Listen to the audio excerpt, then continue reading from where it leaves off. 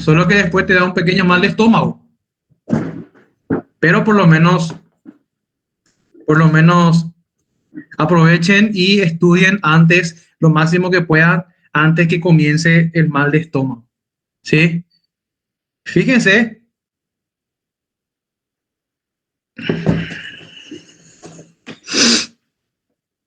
Vamos a comenzar conceptualizando esto. En realidad, aquí al final de nuestro material, yo les he puesto un pequeño resumen,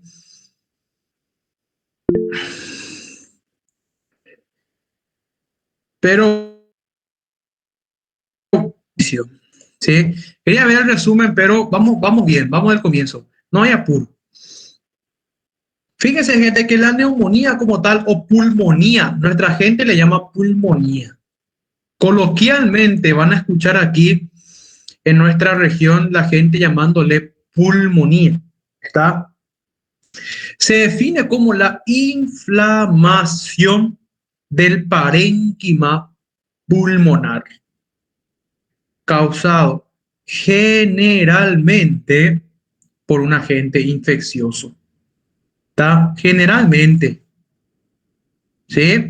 Esto es importante que entendamos, gente, porque en realidad la neumonía como tal también puede ser debida a agentes no infecciosos. Por ejemplo, una neumonitis por broncoaspiración, una neumonía por broncoaspiración. Sucede bastante, sobre todo en sujetos con accidente automovilístico, traumatismo craneoencefálico, broncoaspiran contenido gástrico y hacen una neumonía. ¿Está? ¿Sí? O de repente por ingesta de sustancias corrosivas que posteriormente pasan al parénquima pulmonar y terminan inflamando al mismo. No estamos hablando de una causa infecciosa, pero sí también cursa con una inflamación del parénquima pulmonar. Entonces, en realidad, prácticamente la mayoría de los casos de neumonía que tenemos es de naturaleza infecciosa. O se sumó un parásito o una bacteria o un virus o un hongo. Pero también puede suceder en los casos de neumonía no infecciosa y es importante que tengamos en cuenta. Porque el concepto es claro. Simplemente se refiere a la inflamación del parénquima pulmonar. Y aquí yo trato de adaptar mejor el concepto, causado generalmente por un agente infeccioso. ¿Está? Hoy día, por ejemplo, hoy en pleno 2021, la causa más frecuente de mortalidad actualmente en nuestro medio y aquí en Paraguay es justamente una neumonía grave por COVID-19. Está aquí en Paraguay. Yo no sé si ahí en Brasil, como me imagino que también están así, pero aquí en nuestro país, hoy la principal causa de muerte, de mortalidad, es neumonía grave por SARS-CoV-19. Imagínense, le ganó a las patologías cardiovasculares y a lo que vendría a ser accidente automovilístico, ¿sí? Accidente de tránsito, trauma. Estamos mal. No sé cómo estarán allá. ¿Sí? Pero justamente el patógeno cursa con una neumonía, produce una neumonía importante. Claro que al ser un virus, vamos a ver que en realidad el patrón es fundamentalmente intersticial. ¿Está? Porque las neumonías pueden ser con patrón alveolar si comprometen a esos alveolos, a la unidad bronquiolar respiratoria, o pueden ser de patrón intersticial si comprometen fundamentalmente el intersticio pulmonar. ¿Sí? ¿Se entiende?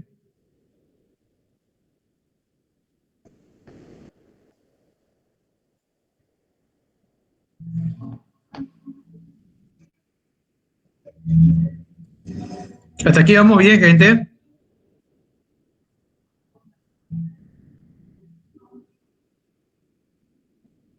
Sí. Ah, sí, che. Bueno, y vamos a tratar de desarrollar lo que podamos con el tiempo que tenemos.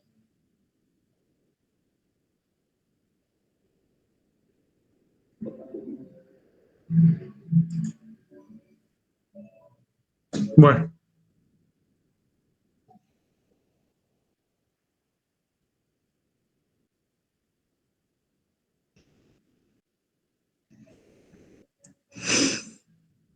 fíjense, gente, aquí es importante aquí es importante que comentemos un poquito cuáles son los mecanismos normales de defensa del organismo. ¿Está? ¿Se acuerdan esto por fisiología? Defensas nasofaríngeas, el reflejo glótico de la tos, el manto mucociliar, los macrófagos alveolares, eran los diferentes mecanismos de defensa que justamente nos protegían contra estos agentes infecciosos. ¿Sí? Esto es fisiología, gente, ¿está? Fíjense que los gérmenes pueden invadir a su vez el parénquima pulmonar por varias vías. ¿Cuáles son las vías que pueden tomar estos patógenos para producir la infección del parénquima pulmonar? Por un lado, la aspiración de microorganismos que colonizan la orofaringe, ¿está? O sea, aspiración de patógenos, ¿sí? O inhalación de aerosoles infecciosos, ¿sí? O es por vía nasal, inhalación, o por aspiración, ¿sí? O por diseminación hematógena desde un foco séptico a distancia, o por contigüidad directa por inoculación de estos patógenos. De repente tocamos algo contaminado, nos frotamos la nariz, ¿sí? Y bueno, ya estamos inoculando el patógeno en fosas nasales, ¿está? Ahora, la pregunta que, que se estarán haciendo, ¿cuáles, fíjese, cuáles son justamente las interferencias que pueden llegar a sufrir estos mecanismos defensivos? Uno de ellos, y yo particularmente considero el principal, es la abolición o la reducción del reflejo tusígeno. Está sobre todo a consecuencia del uso indiscriminado de fármacos. Esto ocurre muchísimo, al menos hoy en nuestro día a día, ¿sí? Abolimos demasiado el reflejo tusígeno. Nosotros sabemos que el reflejo de la tos de por sí es un reflejo, es un mecanismo de defensa de nuestro organismo. Está, justamente se explica por qué la tos seca no productiva generalmente no debería tratarse. Pero claro, ¿qué pasa? Cuando comienza a afectar la calidad de vida del sujeto, una tos muy persistente, no le deja conciliar el sueño, una tos dolorosa, produce molestia en mandíbula, molestia en pecho, tiende a la desaturación. Entonces, en esos casos, evidentemente, sí tratamos la tos. Pero si el sujeto puede tolerar su enfermedad, está, no es necesario tratar este reflejo justamente por contribuir en la eliminación del patógeno. ¿Está? Aparte de eso, la lesión del aparato mucociliar por alteraciones de la actividad ciliar, ¿está? O destrucción de este epitelio ciliar, ¿sí? Por humo de cigarrillo, gente, o inhalación de gases calientes o corrosivos, virosis o defectos genéticos del funcionamiento ciliar, como el síndrome de inmovilidad ciliar, que justamente son casos bastante raros, pero aquí uno de los principales involucrados en la lesión del manto mucociliar es el hábito tabáquico. ¿Está? Entonces, de por sí, por esa razón el tabaquista ya tiene puntos en contra en cuanto a su defensa contra los agentes infecciosos, porque el cigarrillo tiene la capacidad justamente de producir un lisado a nivel del epitelio respiratorio. Ese epitelio que nosotros sabemos, epitelio cilíndrico, pseudoestratificado, ¿sí? Con células ciliado, decíamos, ¿recuerdan? Ciliado con célula caliciforme. Perdemos los cilios, ¿está? Perdemos los cilios justamente por el efecto abrasivo irritante del tabaco sobre el epitelio respiratorio, ¿está? Aparte de eso, acumulación excesiva de secreciones, ¿sí? En procesos como la fibrosis quística y la obstrucción bronquial, ¿está?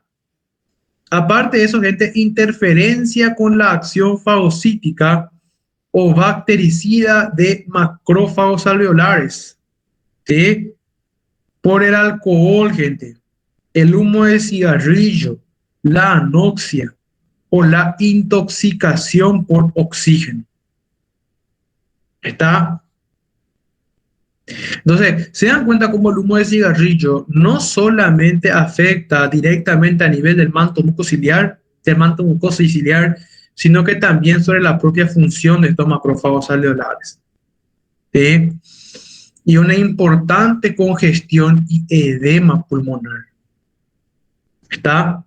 Entonces, gente, esto les dejo todo para que ustedes vuelvan a repasar en sus casas, lean en fisiología cuáles eran los mecanismos normales de defensa del organismo y ahora sí nos introducimos directamente en la fisiopatología de la enfermedad. ¿Está? Fíjense, vía hematógena o vía descendente. Tenemos dos grandes puntos de acceso de los patógenos. La causa más frecuente de neumonía es el descenso de los patógenos. ¿Está? O sea, la inhalación o la aspiración del patógeno y la posterior diseminación de la misma por vía descendente. Esa es la causa más frecuente de neumonía. Está, pero no olvidemos que aparte de la misma, también tenemos la vía hematógena, ¿sí? Desde un foco séptico a distancia. Independientemente uno o la otra, la primera línea de defensa serían los macrófagos alveolares. Ya habíamos comentado que para el tabaquista vamos a tener un problema importante aquí porque el tabaco de por sí interfiere con la acción de estos macrófagos alveolares. Pero en un sujeto normal, en un sujeto que no presenta ninguna patología a nivel respiratorio, se supone que la primera línea de defensa vendrían a ser los macrófagos alveolares. ¿Tá? Y nuestra segunda línea de defensa vendrían a ser nuestros polimorfos nucleares y el infiltrado de citocinas. ¿Tá? Entonces, evidentemente, esto va a terminar produciendo una leucocitosis y una posterior elevación del conteo de neutrófilos en sangre. ¿Está? Entonces, si nosotros hacemos un laboratorio, un hemograma, vamos a evidenciar una leucocitosis y una neutrofilia, porque sabemos que en la fisiopatología de la enfermedad hay una elevación de blancos, hay una inflamación aguda con reclutamiento de polimorfo nuclear. Esta vendría a ser, gente, la fase de hepatización roja. ¿Está? ¿Por qué? Porque en esta fase vamos a tener fundamentalmente un infiltrado de glóbulos rojos, una congestión vascular y un posterior exudado intraalveolar. ¿Está? Entonces, gente, exudado intraalveolar y congestión vascular son justamente las características finales de esta primera fase. ¿Está? Sin embargo, fíjese que en la última fase, en el periodo de resolución, ya aproximadamente a los 8 o 10 días de la enfermedad, pasamos a la fase de hepatización gris. ¿Por qué? Porque principalmente los glóbulos rojos que estaban predominando en un principio, ahora pasarán a ser reemplazados por glóbulos blancos. ¿Está? Y justamente ese infiltrado excesivo de glóbulos blancos posteriormente terminará produciendo reclutamiento de fibroblastos y el posterior depósito de fibrina a lo largo del parénquima pulmonar dañado. ¿Tá? Entonces, lo que anteriormente se veía rojo por el importante acúmulo de glóbulos rojos, por la congestión vascular en la primera fase de la enfermedad, ahora va a pasar a verse gris justamente por el principal, en primer lugar porque los glóbulos rojos ya desaparecen, o sea, cede la fase de congestión vascular, cede la fase de congestión vascular, pero ahora se suma la fase justamente de depósito de fibrina, depósito de fibrina. Entonces, aquí tenemos, gente, el periodo de resolución, justamente la fase final de la enfermedad, ¿está? El exudado inflamatorio en el alveolo va a ir originando unidades perfundidas, fíjense, unidades perfundidas, pero no ventiladas. ¿sí? Recordemos esto, gente, el exudado dentro de los alveolos, ¿sí? Vamos a tener unidades alveolares correctamente irrigadas de sangre, correctamente perfundidas, pero no ventiladas. ¿Mm? ¿Cómo van a estar ventiladas si están llenos de exudado? ¿Está? ¿Cómo va a estar ventilada si está lleno de exudado? Esto va a terminar produciendo a un desbalance entre la perfusión y la ventilación alveolar. ¿Está? Que evidentemente va a terminar condicionando con alteraciones en la gasometría arterial. ¿Está? Hipoxemia. ¿Sí? Vamos a terminar en hipoxemia. ¿Sí? Con posterior hiperventilación secundaria y una alcalosis respiratoria. ¿Está? Alcalosis respiratoria. Recordemos que el sujeto, con la intención de tratar de compensar su defecto, con la intención de tratar de compensar el defecto, va a comenzar a hiperventilar. ¿Está? Y esa hiperventilación, ustedes saben que lo que va a terminar produciendo es una alcalosis respiratoria. ¿Está? Va a lavar de más dióxido de carbono. Va a disminuir el nivel de dióxido de carbono en sangre. ¿Está? Porque está taquimnéico, gente. ¿Sí? Si una parte de mi pulmón no está respirando, o sea, no está haciendo intercambio gaseoso porque está lleno de líquido en los alveolos, entonces, ¿qué va a hacer el resto de mi parénquima pulmonar? Va a tratar de compensar la falta de trabajo de esa región del pulmón enfermo. ¿Y cómo va a compensar? Con un aumento de la frecuencia respiratoria. Si estaba respirando 19 veces por minuto, ahora va a respirar 30 veces por minuto con la intención de compensar la falta. Entonces va a estar taquipneico y al mismo tiempo podría estar polimneico. O sea, al mismo tiempo que está taquipneico, está hiperneico, porque cada bocanada de aire es una bocanada de una amplitud importante. Entonces, en realidad hablamos de polipneico, ¿sí? ¿Qué quiere decir? El sujeto que está haciendo está lavando dióxido de carbono, gente. Elimina dióxido de carbono en exceso. Ustedes saben que el dióxido de carbono también es importante para muchas funciones metabólicas, sobre todo para mantener el medio interno, siempre y cuando se mantenga en rango entre 35 y 45 milímetros de mercurio, vamos bien. Pero ¿qué pasa? Muy poco dióxido de carbono termina elevando el pH. Entonces vamos a terminar en una alcalosis respiratoria. Ya el riñón más adelante va a compensar eso con una acidosis metabólica.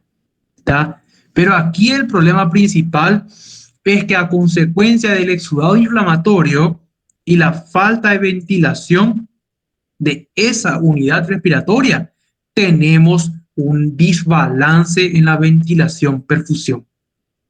Ventilación alveolar, perfusión, que termina en hipoxemia. Entonces, si vos le pones un saturómetro a ese sujeto, si vos le pones un oxímetro de pulso a ese sujeto en el dedo, probablemente te va a marcar una desaturación, 93, 92, 90, 89, dependiendo de la gravedad. Para compensar eso, él va a estar generalmente polimnéico o taquimnéico. ¿Está? ¿Sí? ¿Cuáles pueden ser, gente, las causas más frecuentes? Entonces, dicho de otra manera, se dan cuenta, gente, se dan cuenta como una neumonía, ¿sí? Clínicamente puede terminar en una insuficiencia respiratoria. ¿Está? Recordemos que la insuficiencia respiratoria no existe como única manifestación de la enfermedad. ¿Está? Siempre es secundario a una enfermedad de base. En este caso, secundario a una neumonía. Entonces, es bastante frecuente que a consecuencia de una neumonía tengamos una insuficiencia respiratoria. ¿Está? Fíjense, gente, un poquito de etiología. ¿Cuáles son las principales causas de estos males que estamos estudiando? Por un lado, tenemos las bacterias típicas, Y por el otro lado tenemos las bacterias atípicas. Está, gente, las bacterias típicas, y esto es tema de examen, son neumococo, Haemophilus y Staphylo aureus. Y si yo le pregunto a su vez, en la comunidad es neumococo y dentro del hospital es Staphylo aureus. Staphylo aureus y Pseudomonas.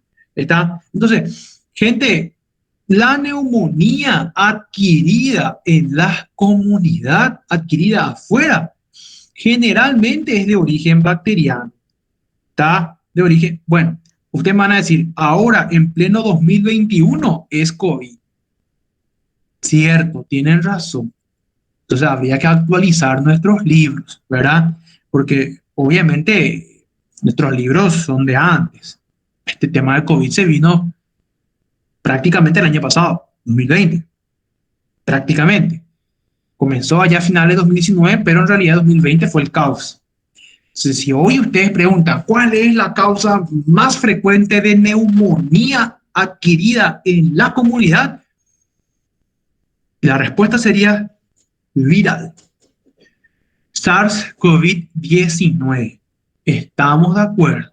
No es un error, pero eso todavía no está en nuestros libros de medicina interna. Seguramente cuando se actualicen van a salir.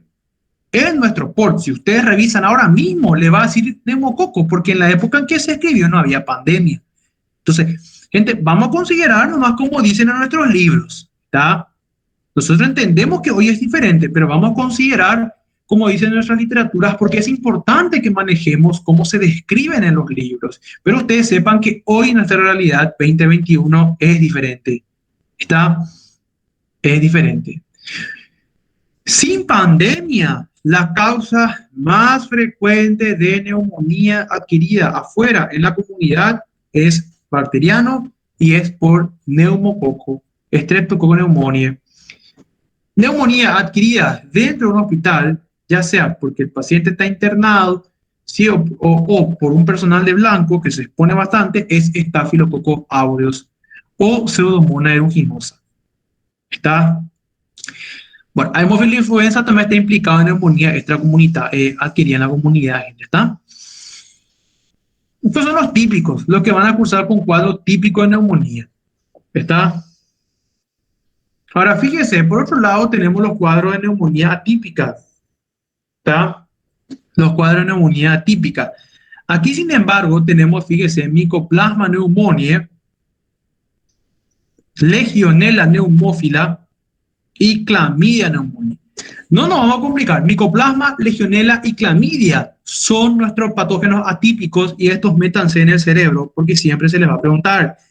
Neumonía atípica, gente. Si alguna vez escuchan neumonía atípica, piensen en estos tres patógenos. Legionella, Clamidia y Micoplasma. ¿Está?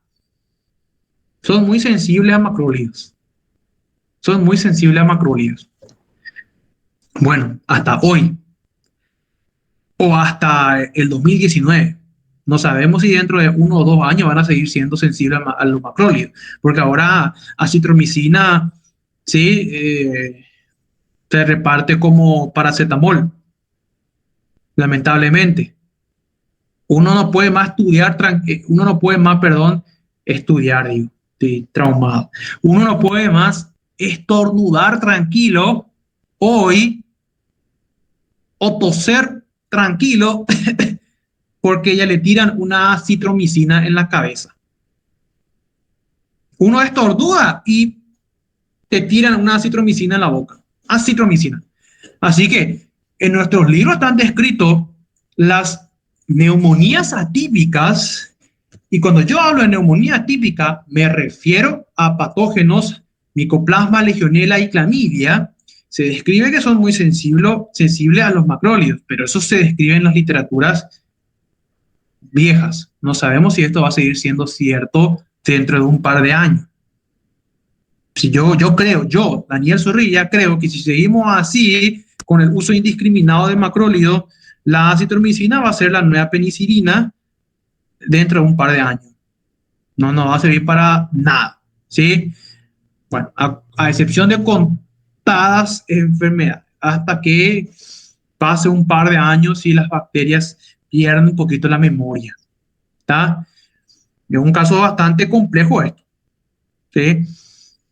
Porque no es solamente la acitromicina. Ustedes saben muy bien que cefalosporina están todos dentro del mismo espectro, están todos dentro del mismo nivel. O sea, si voy a te tomaste acitromicina, pero después te internas medio que cefalosporinas, una ceftriaxona, será que te va a hacer efecto si te tomaste una terapia de 10 días de acitromicina, 7 a 10 días?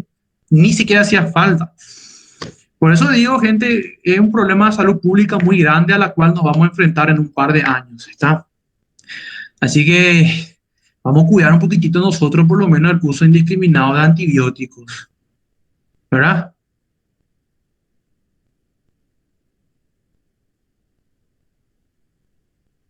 No sé qué piensan ustedes, no sé qué piensan ustedes, ¿verdad? Eh, a, a mí particularmente me tiemblan las manos para dar un antibiótico, pero hay colegas, antibiótico sin pensar dos veces, acitromicina, ¿verdad? Y ni siquiera vio laboratorio, imágenes, solamente clínica.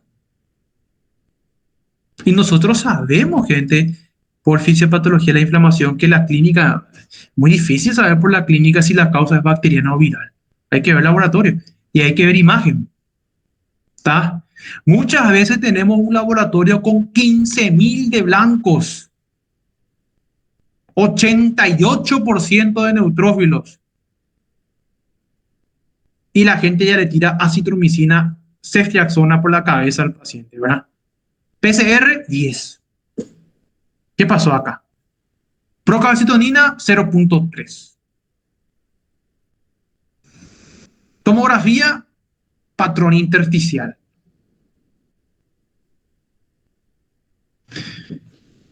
Entonces, por eso, bueno, sin comentarios, hasta ahí vamos a hablar, ¿sí?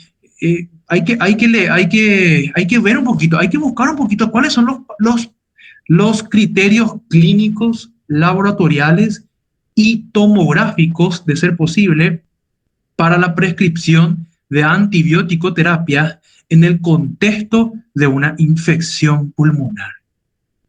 ¿Está? Yo les invito, y gente, está todo en internet, está todo en las nubes, está, hay que leerlo, ¿no? Fíjense, neumonía viral, muchos virus pueden producir neumonía, una simple gripe, influenza. El virus de la influenza puede terminar en una neumonía. No es frecuente, pero puede ocurrir. Para influenza, rinovirus, gente. El virus de la rinitis alérgica te puede terminar produciendo una neumonía. Basta que baje tu defensa y te va a producir una neumonía. Es muy frecuente en inmunodeprimido. Paciente VIH-Sida, fase SIDA sobre todo. Paciente, sí, estadio final de la enfermedad por VIH. Te hace neumonía por un rinovirus y muere. ¿Está? O sea, te hacen neumonía por virus así que nosotros particularmente hacemos una rinitis alérgica. Rinovirus, yo, Daniel, hago una rinitis alérgica, pero un paciente con VIH fase SIDA posiblemente me va a hacer una neumonía y va a terminar orbitando. ¿Está? Varicela zoster, citomegalo, coronavirus. Aquí faltó. Neumonía viral, aquí faltó coronavirus. ¿Está? Coronavirus. ¿Sí? Neumonía por hongos, aspergillus. ¿Está? Aspergillus. ¿Sí? Las neumonías se pueden clasificar en dos grandes grupos, como estábamos diciendo, la que la adquirimos en la comunidad, ¿sí? Y la que la adquirimos dentro del hospital. La que la adquirimos en la comunidad, las más típicas son la neumonía por Streptococcus pneumoniae, esta que es la neumonía neumocócica, y por otro lado la neumonía por Mycoplasma pneumoniae, que es la neumonía atípica. Gente, la neumonía atípica es más frecuente en nosotros los adultos. La neumonía neumocócica es más frecuente en paciente pediátrico, sobre todo antes de los primeros 5 años de vida. Esto es muy frecuente en pediatría, paciente de 3, 4, 5 añitos, hay que pensar todavía en neumococo, ¿verdad? Pero 5 años para arriba, 6 años, 9 años, ya hay que pensar en micoplasma. ¿verdad? Entonces, neumonía atípica. Nosotros los adultos, neumonía es neumonía atípica hasta demostrar lo contrario, ¿sí? Porque generalmente tenemos una inmunidad ganada contra los neumococos. Somos más sensibles, sin embargo, a los patógenos atípicos, micoplasma. Por eso es que todo el mundo se toma citromicina, ¿está? Porque sabemos que el micoplasma, legionela, clamidia, son todos sensibles a los macrólidos, ¿sí? Claritromicina, acitromicina, ¿sí? Sabemos que hoy, 2021, esto es diferente, ¿sí? Pero vamos a considerar como dicen los libros. Las neumonías hospitalarias tienden a ser mucho más graves, obviamente, porque el patógeno involucrado es mucho más, tiene una virulencia mucho mayor. No vas a comparar la virulencia de la pseudomonas con la virulencia, con la capacidad de producir enfermedad de un neumococo. Tallino, un neumococo, ¿verdad? Es diferente. No se olviden que, gente, y en la parte final les pongo como mensaje, son varios los factores implicados en generar enfermedad. No es solamente la presencia de las bacterias, gente. La simple presencia de la bacteria no genera enfermedad. Como la simple presencia del parásito o como la simple presencia del virus no generan enfermedad, gente. ¿Cuál es el concepto de enfermedad? Revisen un poco el concepto de enfermedad. Hay muchos pacientes portadores de COVID-19 y que no hacen la enfermedad. Son portadores asintomáticos. No hacen la enfermedad. Entonces, no es simplemente la presencia del COVID-19 dentro tuyo que va a generar la enfermedad. No. Es, en primer lugar, la susceptibilidad del huésped, o sea, el estado del huésped, la carga del patógeno, ¿sí? La carga inoculada no es lo mismo que tengas una carga viral, por así decirlo, de 1000 copias por ml, a que tengas 10.000 copias por ml. Por eso los personales de blancos dentro de los hospitales son considerados factores de riesgo, porque se exponen a una carga viral mucho más importante que la gente afuera, en la comunidad. O sea, la carga viral también es muy importante, gente. Y tu estado como huésped. Y la virulencia del patógeno también. No es lo mismo la capacidad de producir enfermedad del COVID-19, que es un virus mucho más potente que el rinovirus. Rinovirus, influenza, ¿está? Tienen una capacidad de generar enfermedad menor que la de este virus, que tiene una gran particularidad de destruir el intersticio pulmonar. Recordemos que COVID-19, a diferencia de los otros patógenos, se caracteriza porque destruye el intersticio pulmonar, gente. Recordemos que ese es su foco especial de acción. Respeta bronquios, respeta luz alveolar, pero destruye intersticio. Recursa. En realidad, cuando nosotros hablamos de neumonía por COVID-19, hablamos de una neumonía intersticial.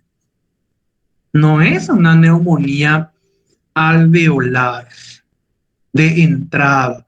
Claro que en el transcurso de la enfermedad puede terminar complicándose con un sobrecrecimiento bacteriano y terminar haciendo un patrón alveolar, porque las bacterias, a diferencia de los virus generalmente hacen toque intersticial, las bacterias, sin embargo, hacen generalmente toque alveolar, entonces hacen más bien exudados alveolares, cursan con un patrón alveolar. Y todo eso, gente, se ve en la tomografía de tórax o radiografía. Entonces hay que estudiar un poquito en imagenología cómo luce el parénquima pulmonar, ¿sí? En una neumonía, el patrón alveolar. Investiguen un poco, gente, patrón alveolar, patrón intersticial, condensación pulmonar.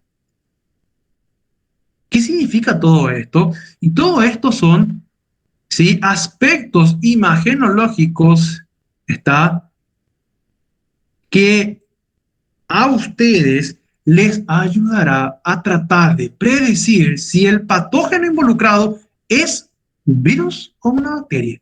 Claro que la única manera de certificar siempre va a ser los estudios microbiológicos. No hay mejor forma que agarrar el esputo del paciente, llevar a microbiología y que el bioquímico nos diga, señor, aquí no tenés bacterias. O tenés gram positivo, gram negativo.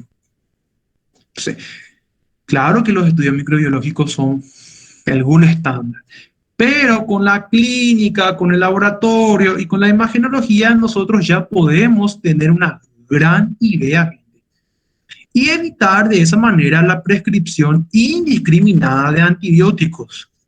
¿Sí? ¿Está?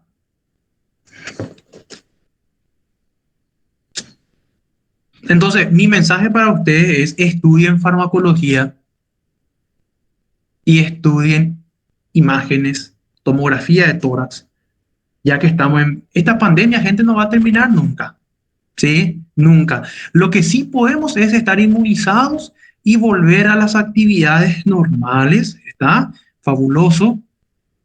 Dios quiera que volvamos a las clases presenciales alguna vez, pero vamos a vivir en pandemia siempre. Ahora la causa más frecuente de neumonía va a ser COVID, ¿está? Solamente que lo que podemos hacer de repente es que mueran menos gente por COVID-19 con las vacunas. Eso pues es la intención de la inmunización, tratar de disminuir la mortalidad. Si vas a hacer una infección por COVID-19 no te vayan a morir. Básicamente ese es el mensaje. Vamos a hacer la infección, pero vamos a tratar de sobrevivir más. Justamente para eso nos queremos vacunar, ¿verdad? La gente pues cree que porque ya se vacuna no, ya es Superman frente al virus, ¿verdad? Te consigues una buenísima inmunización y probablemente vas a hacer COVID, pero chorreado de nariz, todo, y chao, fin de la historia. Como una simple gripecina, ¿verdad? Ahora sí va a ser una simple gripecina. Pero vamos a vivir en pandemia toda la vida, entonces tenemos que saber, gente, cuándo indicar nuestros antibióticos. A mí más me molesta la prescripción indiscriminada de antibióticos. Eh, yo hice COVID-19, me infecté y pasé muy mal en el hospital, evidentemente. Me infecté, uno de los pacientes, me descuidé y bueno, no sé cómo pasó, pero me infecté. Aunque me cuido, me infecté. Y no morí, a pesar que no tomé antibióticos. Sobreviví con tratamiento sintomático y reposo absoluto encerrado en mi pieza para evitar exponerme a un ambiente hostil y hacer un sobrecrecimiento bacteriano, porque evidentemente nos inmunodeprime la enfermedad. Entonces, si se dan cuenta, o sea, gente se puede sobrevivir sin tomar antibióticos de forma indiscriminada. Ahora, si tenés criterio, vamos a tomar, ¿verdad? Si tenemos criterio, vamos a tomar. Yo me hice mi tomografía, mi estudio de sangre, evalué mi clínica. No tengo criterio antibiótico, no tengo por qué tomar. Y fue así mismo, no lo tomé y aquí estoy dando clase. ¿Está? Bueno. Y hay colegas, gente que hoy comenzó con su tos acitromicina por la cabeza y ya no estamos más en marzo del 2020. Y eso, ¿por qué me molesta mucho, gente? Porque llegan a nuestros hospitales día 13 de enfermedad, habiendo tomado 8, 9 días de acitromicina.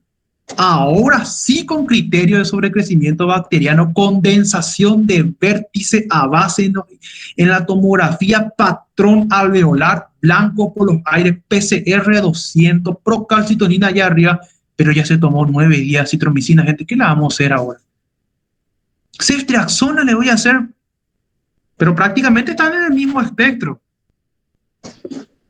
Y bueno, vamos a tener que hacerle una levofloxacina. mínimamente. Por eso es, gente, de nosotros depende, ¿verdad? Educarnos a nosotros mismos. ¿Mm? Y después mueren muchas pacientes y el culpable es el médico. Bueno, en fin, vamos a continuar nomás porque al pedo me va a plaguear acá. Fíjense, neumonías hospitalarias tienden a ser mucho más serios ya que los mecanismos de defensa del huésped suelen estar afectados y los microorganismos. Esta imagen descargada del buscador de imágenes de Google, 1.2 millones de muertes anuales por neumonía. Niños menores de 5 años. Gente, esto evidentemente es diferente ahora, en pleno 2021, ¿está? La clínica, aumento de la frecuencia respiratoria, ya sabemos por qué esto, gente, ¿verdad? Tenemos, tenemos unidades bronquiolares perfectamente perfundidas, pero mal ventiladas. Ya sea porque el alveolo está lleno de exudado,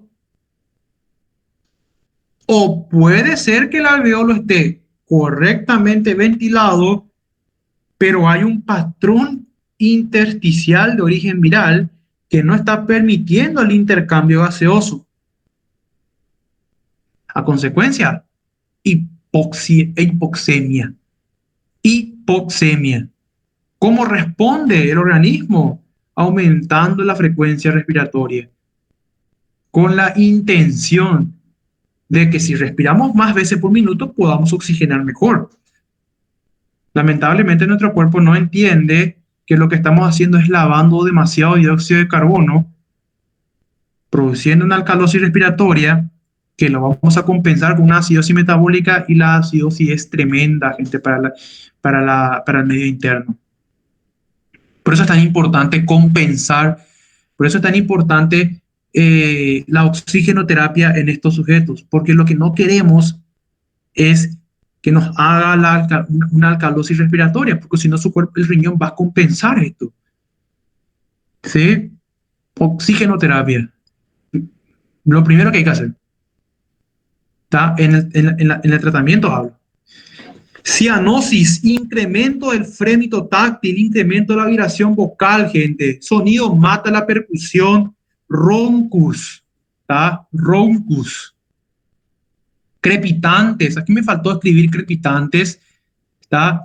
Crepitante fundamentalmente cuando ya hay exudado alveolar. Cuando ya hay exudado alveolar. Frotis pleural. Pectoriloquia. ¿Está? Pectoriloquia. O sea, ¿recuerdan esto por semiología, no? ¿Recuerdan esto por semiología? Aquí hay que pensar en derrame pleural para neumónico.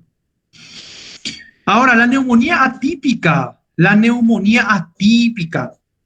Si yo les digo neumonía atípica, ¿en qué piensan? Legionela, micoplasma y clamidia, me imagino, ¿verdad? Fíjense que la sintomatología es bastante diferente, gente. Dolor de cabeza, dolor de cuerpo, poco de tos y un poco de dificultad respiratoria, sí, un poquito, pero generalmente el sujeto viene por dolor de cuerpo y dolor de cabeza. Dolor de cuerpo y dolor de cabeza. Le hacemos un estudio, una radiografía, infiltrado pulmonar, infiltrado alveolar, infiltrado algodonoso, parecen algodones de vértices, ¿tá? Base, forma difusa, ambos campos. Pero ¿qué pasa acá? Yo tengo una imagen radiográfica que me está diciendo que hay una neumonía, pero el paciente me viene por dolor de cabeza y dolor de cuerpo. ¿Qué es lo que está sucediendo? Disociación clínico-radiológica, gente. La clínica no coincide con la radiografía o con la tomografía, lo que tengas para hacerle. Eso es característico de micoplasma, clamidia, legionela. Esas bacterias tienen la capacidad de generar estos trastornos. Estos patógenos, ¿está?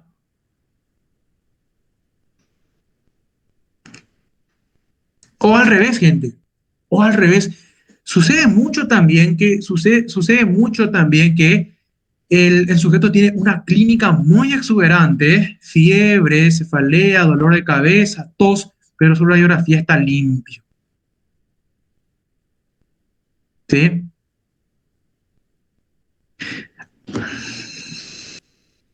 Bueno, yo estoy hablando aquí, vamos bien, ¿verdad?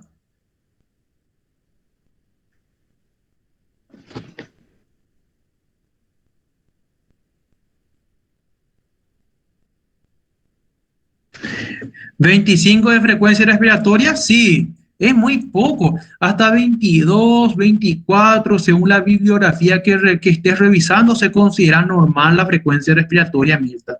25 es muy poco. Hay uno más nomás encima de lo normal, es muy poco. ¿Está?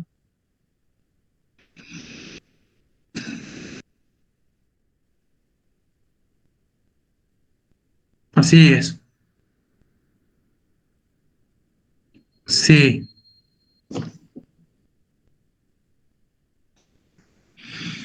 Y de nosotros depende, gente. De nosotros depende el día de mañana, ¿verdad? De nosotros depende.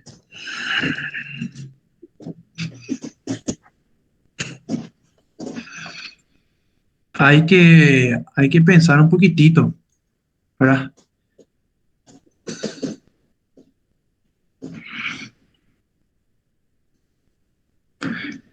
Y lo peor que pueden escuchar, mal no le va a hacer, dicen algunos. Mal no le va a hacer, dicen. Y sí, mal no le va a hacer ahora. Pero si necesita dentro de 10 días, ay, hacerle nomás una levo, dicen. Ah, bueno.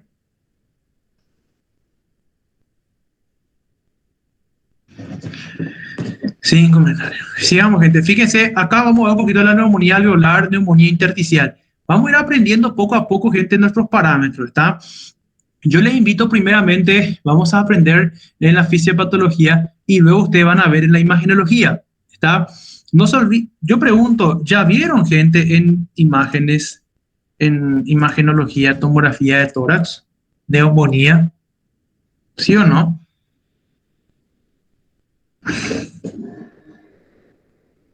Sí, qué bueno. ¿Ya vieron neumonía entonces? ¿Vieron el patrón alveolar, patrón intersticial?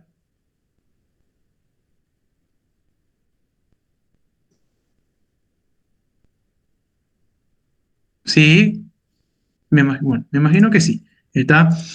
Entonces yo les recomiendo ahora estudiar un poquitito lo siguiente. Fíjense que la neumonía alveolar, que dicho sea de paso, ustedes lo pueden evidenciar por tomografía o por radiografía, si tienen radiografía estupendo, está por lo menos una radiografía, pero espacios aéreos, y ustedes saben, cuando nos referimos a espacios aéreos, estamos hablando de alveolos llenos de exudado inflamatorio, inicialmente constituido por edema y fibrina. ¿Está? Aquí, gente, el alveolo y la unidad bronquiolar va a estar lleno de secreciones. Entonces no va a poder ventilarse. Aunque estén perfundidas, no va a existir intercambio gaseoso por la falta de ventilación. ¿Está? Inmediatamente entramos en lo que vendría a ser la fase de hepatización roja, infiltrado eritrocitario. Por la congestión vascular, gente. No se olviden, gente, congestión vascular, congestión vascular. Esas unidades bronquiolares están siendo perfundidas, pero no están siendo ventiladas, porque hay lleno de secreciones dentro de los alveolos. Entonces, ¿qué sucede, gente? Perfusión, perfusión, perfusión, no hay ventilación, congestión vascular. Congestión vascular, demasiado eritrocito. ¿Se acuerdan, gente? Congestión, hemodinamia, unidad 3 o 4, si mal no recuerdo, el capítulo de fisiopatología de la hemodinamia, congestión, ¿sí? Exceso de eritrocitos, ¿está? Bueno, ya va a llegar un momento, evidentemente, aproximadamente 8 o 10 días después, en que van a justamente reemplazarse ¿sí? Todos estos lóbulos rojos, predominantemente por leucocitos, en ese caso sí hablaremos de una fase de hepatización gris, por el depósito excesivo de fibras de colágeno, fibrina, que van a pasar a ocupar ese territorio dañado. ¿Está? Gente, tema de examen. Condensación. Miren bien esto, gente, ¿está? Y métanse en la cabeza. Esto es más importante que no sé. Si ustedes ven este patrón condensación homogénea, ¿sí? Condensación parenquimatosa próximo a la pared, ¿sí? Pulmonar, con la presencia de un bronquio perfectamente ventilado. Esto es broncorama aéreo, está sobre todo a nivel del lóbulo inferior. Esto es neumonía típica, ¿sí? Disculpen, esto es neumonía típica por neumococo hasta demostrar lo contrario. Gérmenes capsulados, ¿está? O gérmenes encapsulados. Se observa preferentemente en infección por gérmenes encapsulados. Neumococo y Klebsiella pneumoniae, ¿está? Simplemente, vamos a resumir. Si yo tengo a la radiografía o a la tomografía, en un mundo ideal, si pueden hacer tomografía, estupendo, está una condensación con broncograma aéreo, sobre todo en base próximo a la pared pulmonar, a la pared torácica. Eso es patrón bacteriano hasta demostrar lo contrario.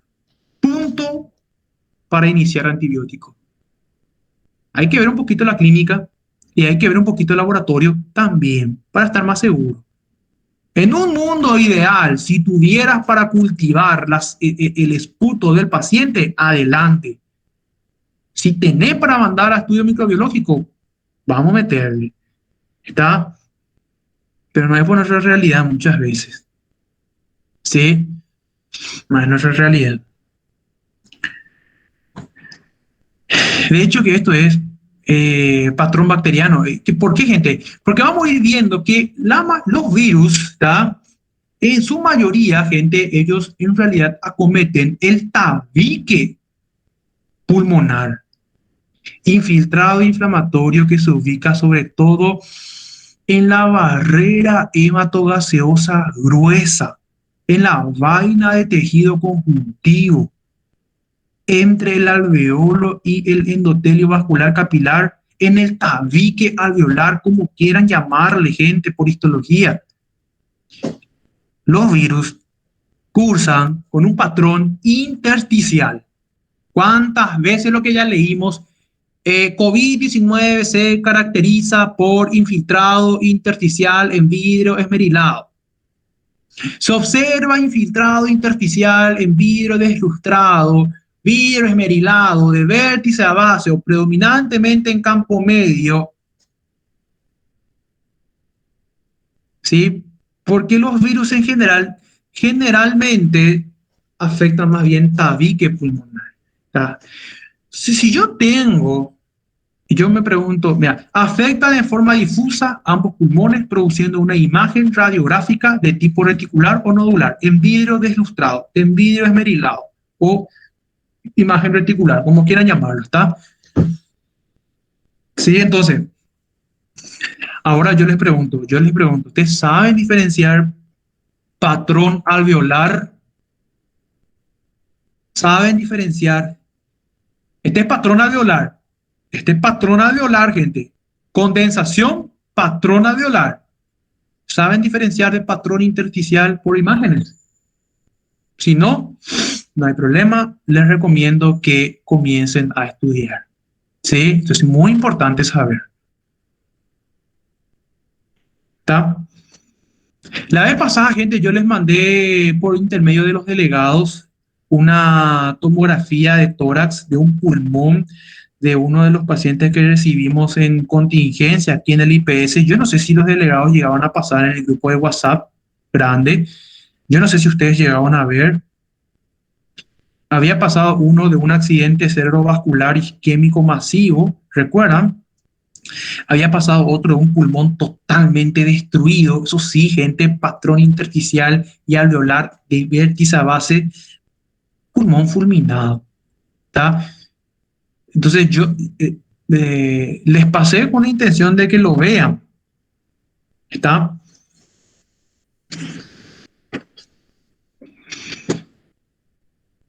Esto es el pan de cada día, gente, ¿sí? Esto es pan de cada día, tenemos que saber. Y en realidad uno aprende más bien con la práctica. Yo particularmente admito que cuando terminé la facultad sabía esto teóricamente, pero no era así, es fácil. Entonces, hay que ver, tranquilos, ¿está? Ahora sí, fíjese que es importante que entendamos que hay ciertos patógenos, como en el caso de estas bacterias, que vamos a ir viendo aquí, micoplasma y clamidia, que como ya habíamos visto son bacterias atípicas, producen neumonía atípica, está justamente, fíjense lo que termina produciendo, gente, neumonía intersticial, con focos de condensación en los lóbulos inferior, está derecho, inferior izquierdo, inferior derecho, inferior izquierdo y superior izquierdo, ¿está? Superior izquierdo. Este patrón se observa en neumonía por neumonía típica, micoplasma y clamidia. Legionela también le puede meter aquí, gente. Entonces, voy a resumir bien esto y que quede bien claro en su memoria por el resto de su vida. Si ustedes tienen condensación con broncograma aéreo, tema de examen, gérmenes encapsulados. ¿Está? Piensen, gente, en gérmenes encapsulados. ¿Está? O sea, básicamente vamos a hacer lo siguiente. Yo tengo una radiografía, tengo una tomografía, lo que fuera, veo condensación, es bacteria. Si yo veo condensación, es bacteria. ¿Está? Porque hay un patrón alveolar. Es bacteria hasta demostrar lo contrario. Ahora, lo siguiente es, busquen broncograma aéreo, gente. Busquen broncograma aéreo. Busquen bronquio perfectamente perfundido en el espesor de esa condensación. Porque si eso lo encuentran próximo a la pared torácica, eso es germen encapsulado. Eso es neumococo, Klebsiella, hasta demostrar lo contrario, digo. ¿Sí? ¿Por qué? Porque no es un estudio microbiológico en donde el bioquímico está viendo al neumococo en su microscopio. No. Esto es un estudio, esto es lo que sabemos hoy con el empirismo. En la experiencia sabemos que de cada 100 sujetos que presentan esta característica, si mandamos a estudio microbiológico su esputo, por lo menos 99 van a ser neumococos. Eso es lo que sabemos. Entonces yo puedo iniciar un tratamiento para este grupo de patógenos. De repente una amoxicilina con clavulonato, que yo sé que mi neumococo es sensible. Ahora, si yo veo condensación, pero yo no estoy evidenciando broncograma aéreo, yo no veo broncograma aéreo, gente. Yo veo condensación solamente en bases, en vértice, pero yo no encuentro broncograma aéreo. Yo pienso también en bacterias, pero pienso en bacterias atípicas. Pienso en micoplasma, legionela, clamidia. Entonces yo voy a iniciar otra terapia antibiótica. Voy a iniciar aquí un macróleo. porque yo sé que son sensibles a la citromicina. ¿Está? Y justamente se llama neumonía atípica porque son, como su nombre lo dice, son atípicos. O sea, no exhiben ese broncograma aéreo que exhiben los típicos. Y para colmo, hacen toque intersticial, que teóricamente no la deberían hacer porque son bacterias, pero hacen toque intersticial, se meten en el patrón de los virus, hacen toque intersticial. Y para colmo, no tienen broncograma aéreo. O sea, son totalmente fuera de lo común estos bichos. Por eso le llamamos Mycoplasma, Legionella, Clamidia, patógenos que cursan con una neumonía atípica. O sea, la radiografía no, o sea, parece luego que no le parecen ni a los virus ni a las bacterias, son únicas. ¿Sí? Ahora, si ustedes no ven condensaciones, gente, si no ven condensaciones, si no ven patrón alveolar, o sea, ven solamente patrón intersticial, es virus. Es virus. Terminó el pleito. ¿Está? No tengo por qué pensar en un sobrecrecimiento bacteriano todavía. ¿Está? Claro que siempre tenemos que apoyarnos en los métodos laboratoriales. Por lo menos un hemograma PCR y procalcitonina le vas a pedir para ver un poquitito qué tal la evolución del sujeto. ¿Está?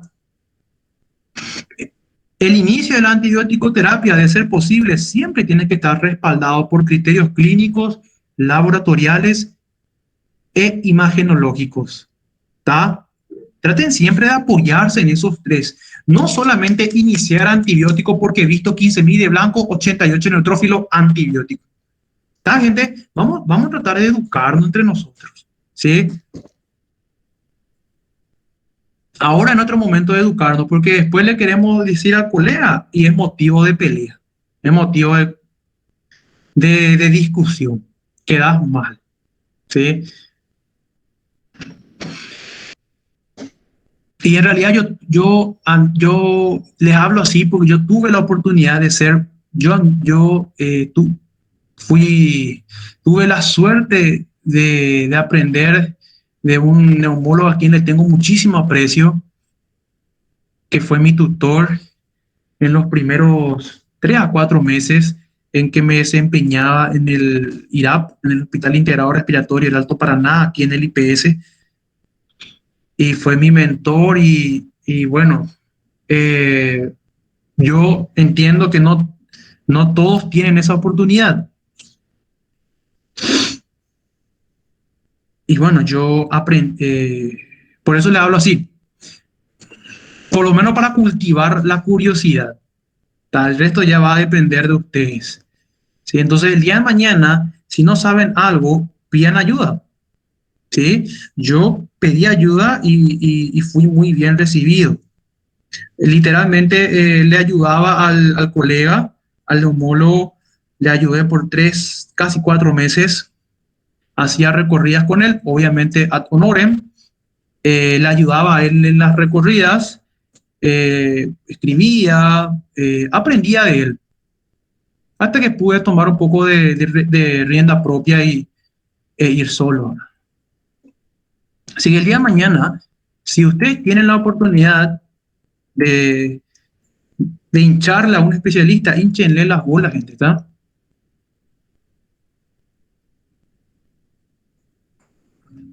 Y hay que humillarse muchas veces.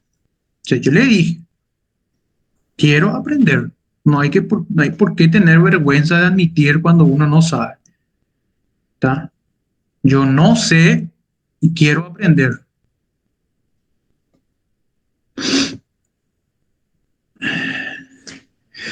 Fíjense, neumonía intrahospitalaria, segunda afección más frecuente de origen hospitalario. 4 a 7 de cada 1.000 internaciones. Fíjense esto, fíjense cómo nuestros libros de fisiopatología POR no están muy actualizados, pero no nos vamos a pelear con el POR por eso. Está microorganismos más frecuentemente aislados en la neumonía intrahospitalaria. Bacilo gran negativo entérico, dice. Medio, Pseudomonas, estáfilo en tercer lugar. Gente, yo les cuento que esto no está actualizado. En realidad, hoy la principal causa de infección intrahospitalaria es el estafilococo aureus resistente a la meticilina. En segundo lugar, le dejamos a la pseudomonas. Está dentro de los hospitales, dentro de los hospitales. ¿Está? Claro que afuera, ya según los libros, es el neumococo, pero hoy sabemos que en realidad no es tanto así. Vamos a esperar un par de años hasta que se actualice nuestra bibliografía. Mecanismo, microaspiración a las vías aéreas de contenido gástrico, borofaríngeo, ¿sí? No nos olvidemos, gente, de la broncoaspiración. Por eso está, aquí mostramos, por ejemplo, un paciente intubado. ¿Tá? Este paciente pudo haberse intubado, gente, se pudo haber intubado, no porque tenía una patología respiratoria, por así decir, podía, qué sé yo, accidente automovilístico, ¿está? Traumatismo cráneoencefálico, ¿sí? Varios son los motivos de intubación, no es solamente patología respiratoria. Entonces se le intuba, pero termina broncoaspirando contenido gástrico en vías respiratorias. Descienda parénquima pulmonar, inflama el parénquima pulmonar, neumonía por broncoaspiración. ¿Está? Entonces, se dan cuenta, por eso es tan importante aquí que vemos esto que es probablemente, fíjense, gente, esto es su tubo, aparentemente esto es su tubo, y esto es su nariz, esto es su sonda. Se dan cuenta, esto es su sonda, sonda nasogástrica. De la sonda nasogástrica, importantísimo, gente, proceder a la sonda nasogástrica en el paciente que estamos intubando. ¿Sí? No, bueno, en primer lugar, para su nutrición, obviamente, es un paciente sedado y que necesita ser nutrido. Bueno, pero aparte de la nutrición, como medida de seguridad, no queremos que nos broncoaspire. ¿Está? Descompresión gástrica.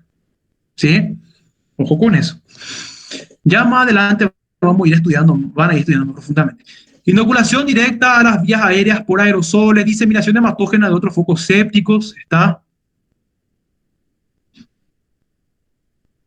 Muchas veces se procede a la intubación y no es posible tampoco seguir los medios de asepsia de forma correcta, ¿verdad? Y claro, contaminamos el campo, contaminamos el tubo. Entonces, la propia intubación de por sí ya es un riesgo bastante importante para que el sujeto haga una neumonía, en este caso, por ventilación mecánica asociada al tubo. Muchas veces sucede, pero en ese momento lo que importa es salvar la vida al paciente. Lo que menos muchas veces a vos te importa es que te haga una neumonía, porque claro que, bueno, es una forma vulgar de hablar, claro que te importa, ¿sí? Pero en realidad lo que queremos es intubar, porque va a parar a nosotros y nadie quiere reanimar 30, 40 minutos, ¿sí? Entonces, muchas veces se nos pasa un poquitito los métodos de asepsia, sobre todo cuando estamos cortos de personal, estás solo como médico y tenés una personal nada más de enfermería. Entonces, si vos sabes que vos contaminaste tu campo, hay que valorar el inicio de la antibiótico terapia profiláctica. Si vos sos consciente que contaminaste tu campo, hay que iniciar, ¿verdad?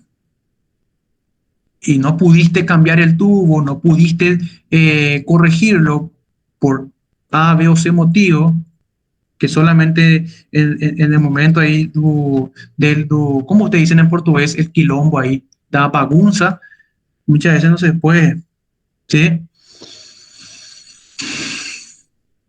Cambia la flora normal, estado nutricional, la nutrición favorece la adherencia de microorganismos, fíjense, la alcalinización del pH gástrico que favorece la colonización, supresión de la dilución, función inmune disminuida. Son algunos factores que predisponen justamente al sobrecrecimiento bacteriano. ¿Tá? En individuos con intubación orotraqueal, los patógenos pueden crecer en la superficie interna de los tubos, formando los complejos llamados biofilm. Esto ocurre bastante.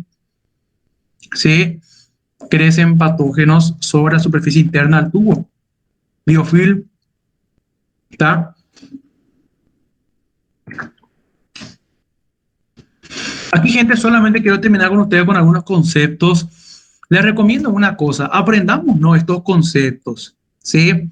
Porque estamos en la cátedra de fisiopatología y es nuestra oportunidad aprender conceptos. Ya más adelante en patología médica y en clínica médica tendremos que estudiar diagnóstico y tratamiento, y si no nos hemos aprendido por lo menos el concepto, vamos a tener problemas. Concepto: neumonía que ocurre 48 horas o más después de haber recibido al paciente en el hospital. ¿Está? Neumonía intrahospitalaria. Porque si la neumonía ocurrió, si los signos y síntomas de la enfermedad ocurrieron antes de transcurrir 48 horas de su internación, se asume que es una neumonía extrahospitalaria, una neumonía adquirida en la comunidad. Y ustedes me van a preguntar, ¿pero por qué lo que es tan importante diferenciar si es uno o lo otro? Y por el tratamiento, gente, por la evolución del paciente, por su pronóstico, por su tratamiento. No es lo mismo, ¿sí? Pues yo tengo que saber, siempre, recuerden, siempre nuestro diagnóstico. Número uno, si tu neumonía es neumonía, no, el diagnóstico no es simplemente neumonía, no, es neumonía. ¿Qué tipo de neumonía? Neumonía adquirida en la comunidad, o es una neumonía intrahospitalaria, o es una neumonía asociada a ventilación mecánica, o es una neumonía asociada a centro de cuidados médicos. ¿Ah? Entonces yo tengo que saber, gente, el concepto de cada uno para poder escribir el tipo de neumonía cual estoy presente. Si yo recibo en mi urgencia un sujeto con neumonía y que no ha estado en atención médica, ni hoy, ni hace 2 días, ¿está?, ni hace 60, 90 días, entonces yo le pongo neumonía adquirida en la comunidad, de etiología a determinar. Hoy, 2021, toda neumonía que llega a la urgencia es neumonía adquirida en la comunidad, de etiología a determinar. Solicitamos hisopado nasofaríngeo para confirmar o descartar infección por SARS-CoV-19. ¿Me explico? Entonces yo pongo neumonía intrahospitalaria siempre y cuando ese sujeto que sea internado por un cuadro diferente a un cuadro respiratorio, pero termina manifestando signos y síntomas de una neumonía al menos 48 horas o más después de su internación. ¿Está? Puede ser presentación precoz, puede ser presentación tardía. Precoz ya aparece antes de los 4 días de haberse internado, o sea, entre el día 2 al día 4, y si aparece el día 5 para adelante, pensamos en una neumonía tardía, presentación tardía. ¿Está? ¿Por qué una vez más es importante diferenciar, gente, el tiempo de aparición de la neumonía, de los síntomas? Por el pronóstico. Mejor pronóstico, peor pronóstico. ¿Está? Peor pronóstico. Patógenos multiresistentes, patógenos sensibles. ¿Está? Neumonía asociada a ventilación mecánica, gente. Neumonía asociada a ventilación mecánica. ¿Está? O sea, le intubamos al paciente y 48 o 3 días después de su intubación tenemos una neumonía. Nos aparece, o sea, encontramos cambios en la imagenología, ya sea radiografía o tomografía, que no estaban presentes previo a la intubación, porque el paciente no te va a toser, está sedado. Si el paciente está intubado, está sedado. ¿Sí? Entonces entonces, ¿qué pasa? Cambios imagenológicos que no existían previamente a su intubación, 2 a 3 días después, neumonía asociada a ventilación mecánica. ¿Por qué es importante, gente, establecer el diagnóstico? Porque yo pienso en un grupo particular de patógenos. ¿Sí? Y un tratamiento diferente. Neumonía asociada a centro de cuidados médicos. ¿Sí? Paciente que fue ingresado en un hospital por más de 2 días en los últimos 90 días anteriores. ¿Tá? O sea, ejemplo, el paciente, se internó por una neumonía adquirida en la comunidad por SARS-CoV confirmado por hisopado PCR. Se internó, pongámosle 15 días. Se internó 15 días. Gloria a Dios, no hizo crecimiento bacteriano. Alta, se va a la casa. 30 días después vuelve por otro cuadro de neumonía. Por eso es tan importante la anamnesis. Yo le pregunto antecedentes remotos de la enfermedad actual y el sujeto me dice, doctor, hace 30 días yo estuve internado aquí porque yo hice un cuadro de neumonía por COVID. Me recuperé, fui de alta, hoy 30 días después vuelvo otra vez, tos, síndrome febril, está, dificultad respiratoria, dolor de pecho, tomografía, infiltrado y condensación, está, difuso, neumonía asociado a centro de cuidados médicos, porque el sujeto estuvo internado por lo menos 2 días en los últimos 90 días antes del ingreso. Entonces, gente, una vez más, nombre y apellido. Hospitales de enfermos crónicos, receptores de medicación intravenosa también, como quimio o cuidados de heridas en los 30 días anteriores, son atendidos en una clínica de hemodiálisis. ¿Está? También. Factores de riesgo para neumonía intrahospitalaria, nosocomial o intrahospitalaria. Factores extrínsecos, factores intrínsecos. Paciente con su traqueostoma, ¿sí? Aerosoles. Bueno, gente, les dejo aquí una linda tabla, ¿sí? Léanlo en sus casas. Me parece muy lindo que lo manejen, factores de riesgo de, esto, de la neumonía intrahospitalaria.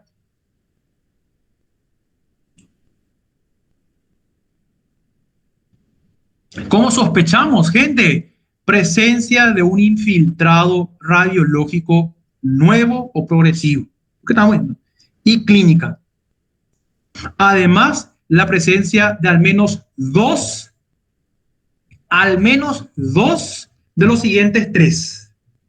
Fiebre, secreción purulenta, leucocitosis, infiltrado radiológico. O sea, se dan cuenta, gente, que el diagnóstico de una neumonía es fundamentalmente, o sea, hacemos un conjunto de lo que es criterios clínicos, criterios laboratorial y criterios radiológicos, imagenológicos, con la intención de tratar de encontrar la causa. ¿Está? Gente, yo puedo evidenciar infiltrados intersticiales, ¿está? Fiebre, leucocitosis, secreción purulenta, y yo digo que es una neumonía viral, pero yo no, gente, es imposible saber qué virus es. Si es en virus ilustrado y posiblemente pues sea COVID-19 que se caracteriza porque da esos patrones, ¿verdad? Pero la única forma de confirmar es con los estudios, en este caso de biología molecular, PCR, ¿no? O por lo menos un hisopado de antígeno, ¿sí? O si es influenza, pues tengo que hacer hisopado para influenza. Y si es una bacteria, pues sería importante que cultivemos las secreciones, el esputo. Entonces, siempre los estudios de biología molecular, los estudios microbiológicos son los que sellan el diagnóstico etiológico. ¿Está? Gente, hasta acá cerramos con lo que vendría a ser neumonía. Gente, les recomiendo, leamos nuestros libros. Lo que decimos en clase es simplemente arrastrar la superficie. ¿Está? Hay que leer nuestras bibliografías. Sí, estas clases son más bien un resumencito nada más. Sí, al final otra vez, definición, recuérdense las neumonías infecciosas, las neumonías no infecciosas, ¿está? No toda bacteria genera infección, gente. Es importante que tengamos en cuenta la virulencia del patógeno, el tamaño del patógeno, el tamaño del inóculo, la carga viral, la carga del patógeno, ¿está? La defensa del huésped. No es lo mismo la defensa de un joven sano de 33 años sin ninguna enfermedad de base, deportista, se alimenta bien, duerme bien, a diferencia de un sujeto obeso de 130 kilos, hipertenso, diabético, de 68 años. No es lo mismo, gente, la defensa del huésped. No es lo mismo COVID-19 con rinovirus, con influenza, con parainfluenza, con sincitial respiratorio, no es lo mismo la virulencia del patógeno y no es lo mismo que adquieras el patógeno en la comunidad o que lo adquieras en un hospital donde hay un gran tamaño de la carga del patógeno, ya sea viral o bacteriano. Entonces son varios los factores que predisponen a la manifestación de la enfermedad. Entonces, no toda bacteria genera infección. No es simplemente la presencia del patógeno, sino que en realidad la combinación de estos múltiples factores. ¿Está? Medio de contagio. Inhalación, aspiración, diseminación, propagación hematógena. Gente, esto ya vimos todo al principio, vamos a ir pasando. Durante el sueño, sí, principales factores justamente de aquí la gran preocupación de estos pacientes que están sometidos a sedación continua, la falla del mecanismo de protección, defensa nasofaringea, reflejo glótico, manto mucociliar, macrófago. Esto ocurre también bastante gente durante el sueño, en un paciente no necesariamente bajo sedación continua. Ocurre mucho, un sujeto duerme y al día siguiente amanece con un síndrome gripal, o, ¿por qué no?, un cuadro tipo neumónico.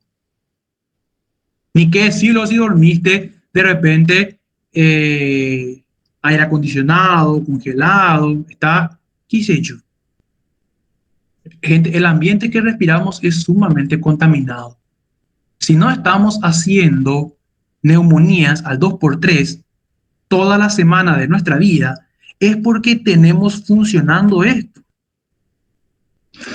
Durante el sueño, cuando dormimos, ¿qué pasa? Fallan muchas veces nuestros mecanismos de protección. ¿Está? Reflejo glótico, tu oxígeno, el manto, macrófago. Entonces, evidentemente, durante el sueño, somos más susceptibles al sobrecrecimiento de patógenos, ya sea viral o bacteriano. De ahí que muchas veces de repente el sujeto se refiere, amanecí resfriado, amanecí engripado, amanecí, ¿verdad? Y ni qué decir el sujeto que está sometido bajo una sedación continua.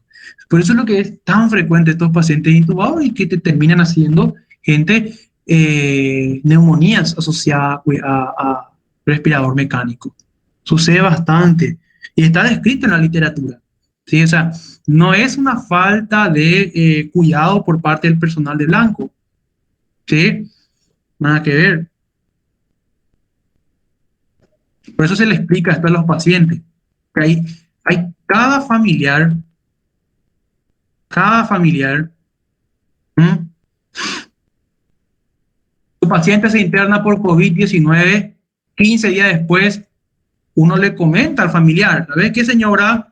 Tu esposo hizo un crecimiento bacteriano, razón por la cual estamos iniciando antibióticos. ¿Y cómo va a ser crecimiento bacteriano? Ustedes no le cuidan, ¿verdad? Dios, dame paciencia en estos casos, ¿verdad? Estamos de todo, ¿sí? Está descrito, es un ambiente contaminado. La neumonía intrahospitalaria, que un paciente lo hace en el transcurso de su enfermedad, no es una falta de cuidado del personal de blanco. Ocurre muchas veces. Típico, atípico, ya hablamos de esto varias veces, ocupación alveolar con exudación, ocupación en tabique e intersticio pulmonar. Creo que esto ya quedó bien, bien claro, ¿está? Neumonía adquirida en la comunidad, neumonía intrahospitalaria. Repito la definición de la neumonía adquirida en la comunidad, este me faltó ahí arriba, fuera del hospital o que es diagnosticado antes de las 48 horas posterior a la internación. Está de un paciente que no recibió en una institución de cuidados crónicos durante 14 días o más. Esta es la definición de NAC. ¿Está? Agente etiológico de NAC, el principal y en primer lugar, neumococo. Aquí están las otras. ¿Está? Viral, primer lugar, influenza. Influenza. No crean que influenza solamente, influenza también puede terminar en cuadro tipo neumónico. Una vez más, definición de la neumonía intrahospitalaria, ¿sí? 20, fíjese, gente, las neumonías intrahospitalarias tienen una mortalidad del 20 al 50% de los casos. Mortalidad altísima, ¿está? Aquí están los factores de riesgo principales. Está agente etiológico una vez más, en primer lugar Pseudomonas, Staphylo. En realidad hoy yo les cuento que Pseudomonas está pasándose a, perdón, Staphylo aureus está pasando a Pseudomonas, si vamos a ser bien actualizados. Inmunocomprometido, aquí tenemos Pneumocystis carini, ocurre mucho en pacientes VIH positivo, ¿está? Te hacen cuadros neumónicos por Pneumocystis carini, ¿está? Y bueno, gente, llegamos hasta aquí, ¿está? Pequeño mensaje final, un pequeño mensaje final. Frecuentemos los hospitales porque allí se forman los verdaderos médicos.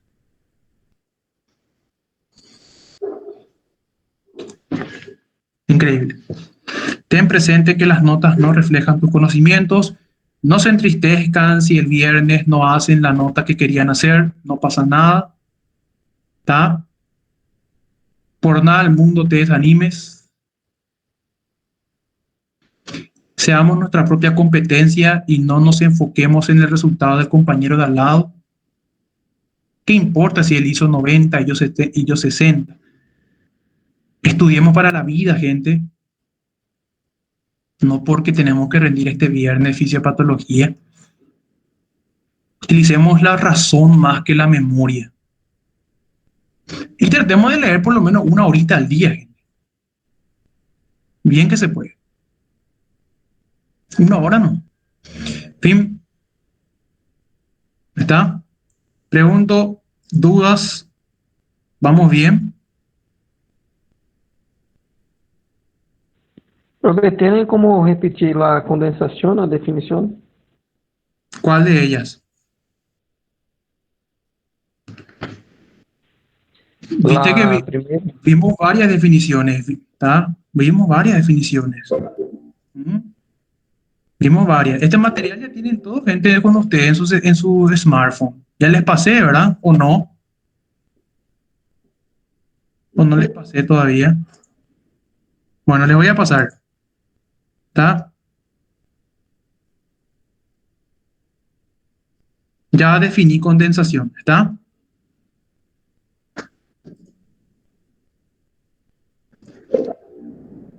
Fíjense, tenemos que ver luego insuficiencia respiratoria, neoplasias y derrame pleural, lo dejamos.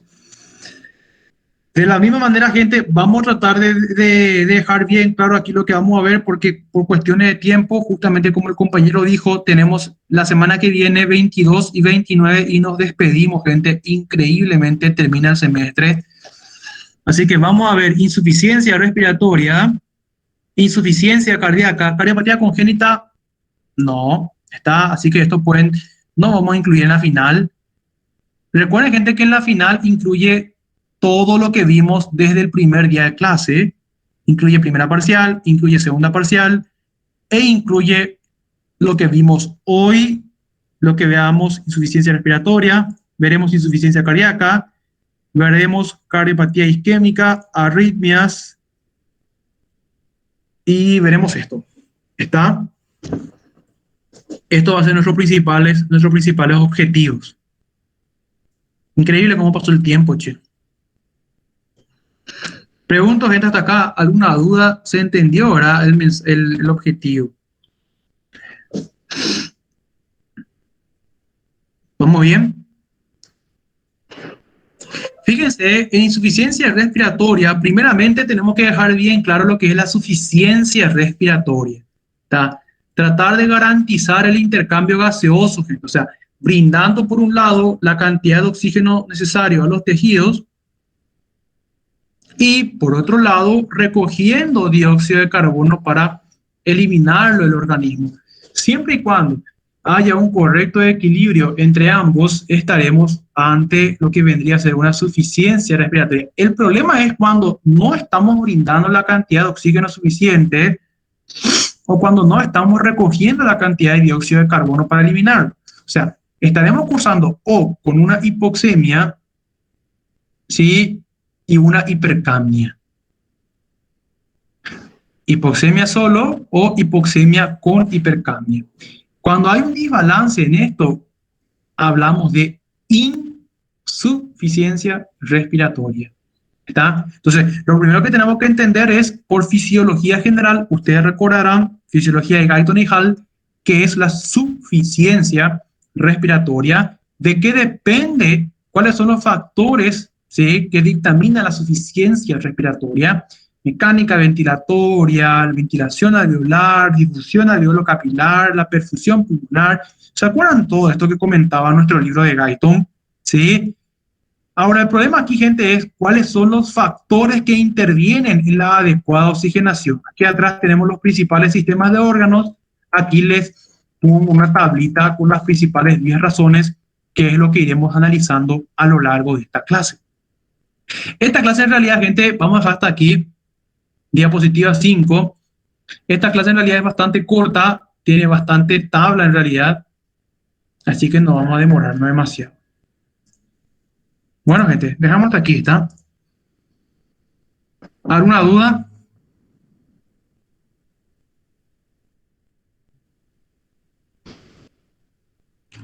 Bueno, está entonces, gente, buen estudio, éxitos para el viernes. Está, no hay nada que no les sea útil más adelante que no esté en el examen, ¿está? Así que todas las preguntas que van a ver son cosas que tenemos que saber, ¿sí? Así que fuerza, gente, buen estudio, éxitos, cualquier duda, las órdenes.